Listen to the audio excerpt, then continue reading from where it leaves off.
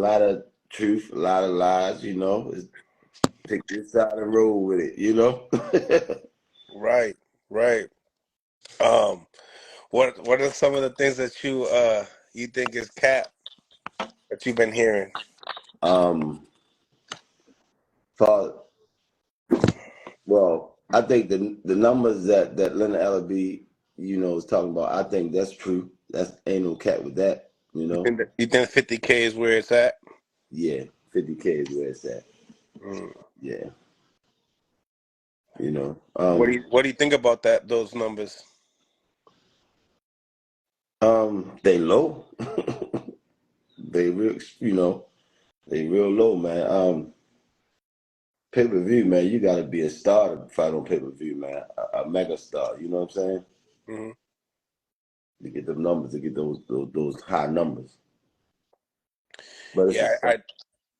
I did see an interview with Bob Arum speaking upon those numbers were not too good as well, but it seems like those are the guys that they know the certain people to get those numbers and they know who to talk to. Yeah. So, And uh, if you're a promoter, I think if you're a promoter and you're involved with the fighters, you or involved with the show, you know the true numbers. hmm You know the numbers. yeah, Those guys is at the top. They know the numbers. And Leonard Allaby and Bob Arum, they're not gonna lie. hmm Not gonna lie. um, you know, I was watching some interviews with Bill and he was saying something upon, look at, when everybody was approaching him with all these numbers, um, you know, he was saying, look at the content creators, look at those numbers, look what those numbers were, the buzz of the internet. But either way, the that was those were the we gotta wait for the numbers to come up, regardless, we're gonna find out. But regardless of the fact, is determining those numbers, will that determine if, if this fight would even happen or not with Haney and Tank? No, I think it can still happen because Tank he's gonna sell out regardless. You know what I mean? If they can meet negotiations, the fight can still happen. You know. And as far as the internet, you can get a million views on a video, but those people are not buying the fights. You know what I mean? So your numbers still can come out low after the fight. Mm, You understand what I'm saying? yeah. My guy Punch Drunk Boxing says Leonard Ellerby got numbers from Rick Glazier, who hates Tank. He reported Tank did 61K versus Hector. Well, okay. I wonder where Bob Arum got his numbers from. Mm. I'm not saying he's wrong. He's right, but that's his opinion. So where did Bob Arum get his numbers from? Rick Glazier too. Mm. You know what I'm saying? Yeah. So, what are the things that's been on your mind, since the Haney fight? Man, I've been listening. I listened to a little bit of everything, but one thing I like about what Haney said about his boys. His boys are not gang bangers. He didn't raise his boys to be gang bangers. It's nothing cool about bragging about being from the hood. Because you're not from the hood, don't mean you can't fight. And that's absolutely right. I wish we had more young men like his sons that's not gang bangers. You know, I wish we had more people raising their sons like that. But unfortunately, some of us are born, or all of us are born in sin. We can't choose where we're going to be, where we're going to land at once we come into this earth. You understand what I'm saying? Take myself for instance. I was considered the black sheep of the family compared to my Brother. siblings. I had my mom, I had my dad, but when you leave out the house, sometimes you get caught up in stuff. I was the one in the family that kept getting suspended in school. I go back to school and get suspended the same day my mom or dad took me back. You know, what else? What else? What else? You sometimes everybody that carries a gun is not a gangbanger.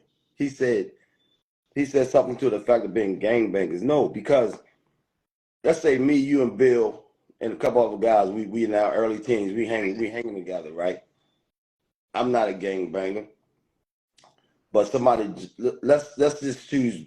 I ain't gonna say gun. Let's just say dudes jump out on some baseball bats. No, I'm gonna say guns, because he said everybody's not a gangbanger. Some dudes jump out with guns, right? I'm not a gangbanger. I get low. Once I get where I'm going, I found out Bill got hurt. My man Mill City got hurt. Little Mike got hurt. But now I gotta go get a gun because y'all gonna get me for leaving y'all. You understand what I'm saying? I'm not a gangbang, but now I need a gun because y'all gonna get me. And you become a gunman because of the way life is. You know what I mean?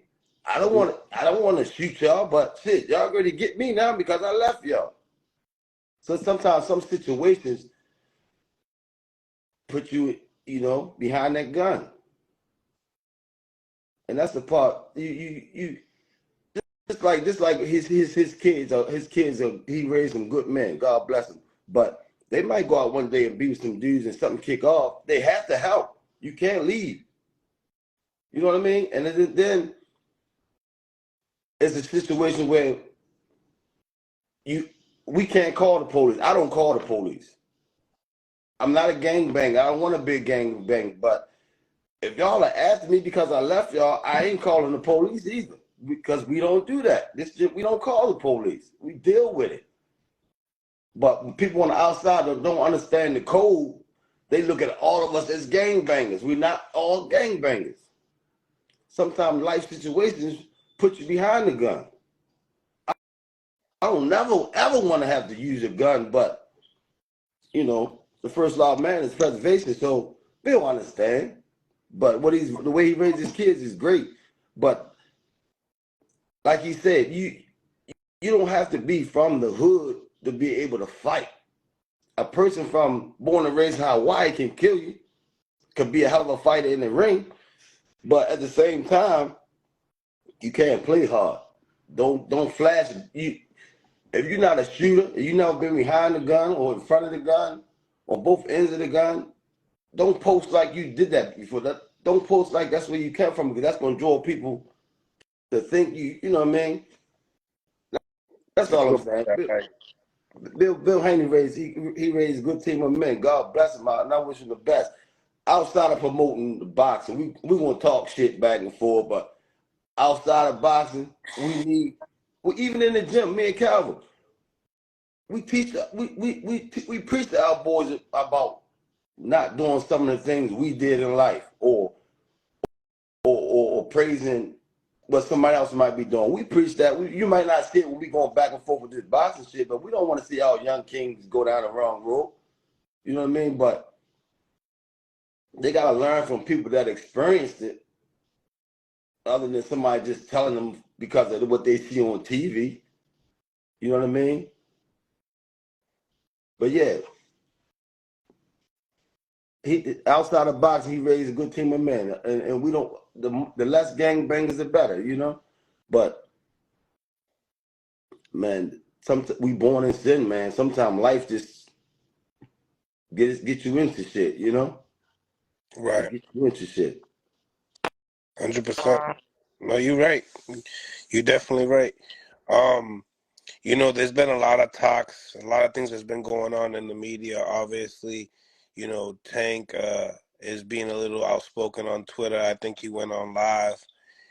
He spoke upon, hey, we're ready to go to 140, man. When's the last time you spoke to Tank? 2 days ago. So what's on your mind? What's on? When I speak to Tank, if he's not in the gym, and I don't even talk boxing, Mm, because a fighter, they don't need to hear that shit 24/7. facts. You know what I mean? If he ain't in the gym, I ain't even gonna talk to him about boxing. Let's go shoot some pool. Let's go over here and you know what I'm saying? Boxers don't need to hear that shit 24/7. True. Sometimes if he just hanging in the gym, we don't even talk about it. You might think oh man.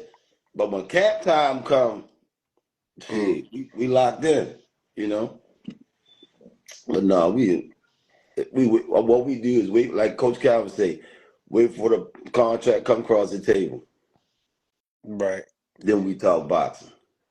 Determining on where the fight it will be held will be determined where the camp will be. Yeah, Okay. yeah, yeah. Um, We might be in a place where we need to be in a high, attitude or something to we determine where we want to train at.